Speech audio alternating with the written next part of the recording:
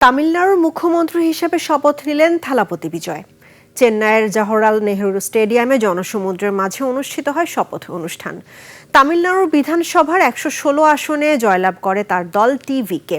পরবর্তীতে দুটি দলের সমর্থনে 120টি আসন নিয়ে মুখ্যমন্ত্রী হলেন বিজয়। তাফসির ফিজার রিপোর্ট।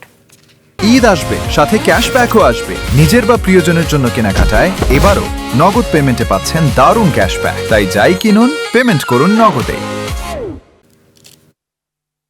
গত কয়েক দশক ধরে তামিলনাড়ুর রাজনীতিতে ছিল ডিএমকে এবং এআইএডিএমকের লড়াই, কিন্তু আজ সেই দ্বিমুখী রাজনীতির অবসান ঘটিয়ে ক্ষমতার কেন্দ্রে এলেন জোসেফ বিজয়। তার দল টিভিকে 108টি আসনে জিতে বৃহত্তম দল হিসেবে আত্মপ্রকাশ করেছে।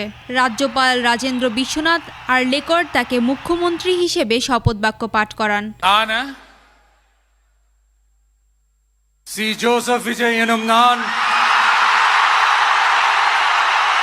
இந்திய அரசியல் அமைப்பின்பால் உண்மையான நம்பிக்கையும் மாறா பற்றும் கொண்டிருப்பேன் என்றும்।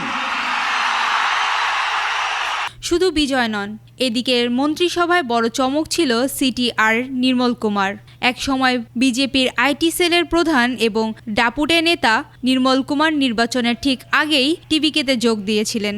নির্বাচনের প্রচার এবং দলের রণকৌশল নির্ধারণে তার অবদানের কথা মাথায় রেখে তাকে গুরুত্বপূর্ণ দপ্তরের দায়িত্ব দেওয়া হয়। নির্মল কুমার এনুম নান তামিলনাড়ু এমজিআর বা জয়ললিতার পর বিজয়ের এই জয় তামিল রাজনীতির এক নতুন মোড়। বিজয় তার প্রথম ভাষণে জানিয়েছেন তার লক্ষ্য জনকল্যাণ এবং দুর্নীতিমুক্ত প্রশাসন গড়া। জনপ্রিয় নির্মাতা বাবা এস.এ. চন্দ্রশেখরের হাত ধরে 1984 সালে ভেট্রি ছবিতে শিশু শিল্পী হিসেবে বিজয়ের অভিষেক হয়। মাত্র 500 রুপি পারিশ্রমিক পাওয়া সেই বালক আজ দক্ষিণ ভারতের মহানায়ক। তাফসির ফিজা, ডেস্ক রিপোর্ট, 21 টেলিভিশন।